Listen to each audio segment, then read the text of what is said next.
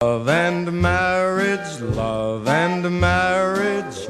go together like a horse and carriage. So ask yourself this: how were you comforted as a child? It may be a thing of the past, but it's a question that may have the key to unlocking what keeps your marriage strong. Star Kaloy is here to explain. Wow, it dates back to when you were a childhood. So we're talking about the comfort question. That's right. What is that? What is that? Okay, the comfort question, Eileen, is this. And you can think about it even for yourself. It's for anybody at all, married or unmarried, but we're concentrating on marriage. Do you recall any time when you were a child that you were comforted after being distressed as a child by a primary caregiver, such as a parent or someone that you were staying with? Do you remember an expression of comfort? Did they stroke your hair? Did they sit down with you and talk through your pain? That sort of thing. And you know what the most interesting thing is? What is 75% of people, according to Milan and Kay Gerkovich, who are the authorities in this area, said that, and they're the authors of How We Love, which is a great book. I suggest everybody get that book. But they found in this survey that 75% of people said no. They don't remember. They don't remember one single time. Wow.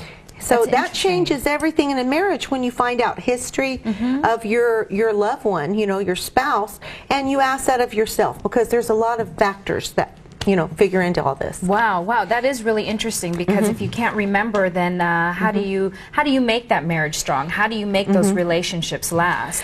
That's right, exactly. And you know, there's a lot of different things. For example, if your answer is no, then you're not going to expect your spouse to comfort you. You're not going to expect that. You're not going to, you most probably will not reach out to comfort your spouse, especially men, because men stuff their feelings down.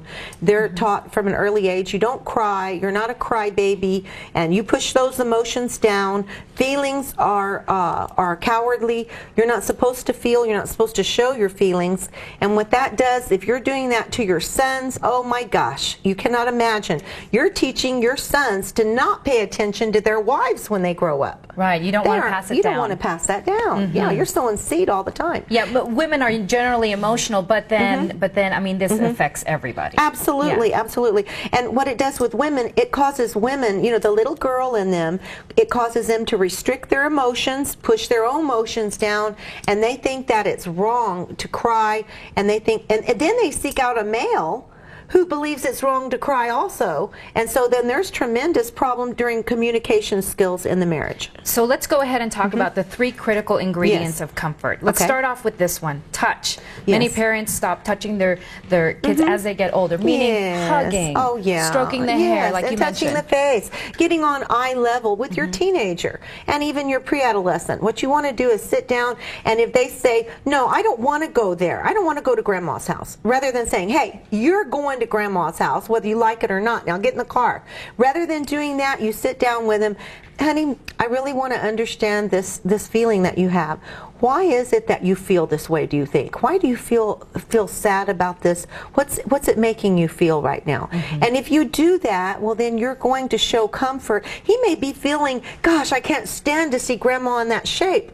I don't want to see her so so sick like that, or she's starting to have problems with dementia, things like that. Yeah. So you want to touch them, you want to hold them, you want to stroke their face and love them and listen. You want to listen to them. That's the second one. Yes, exactly. Did your parents listen to you or help you talk things through? Exactly. What if they're having a troubled time in school and they're not telling you why? They could be being bullied, and that's a big problem we have nowadays, isn't it? And what you want to do is get on their level again. You can trust me with your feelings. I'll listen to you. I'll listen to what you're saying, and I'm going to help you solve it, or at least I'm here to hear you.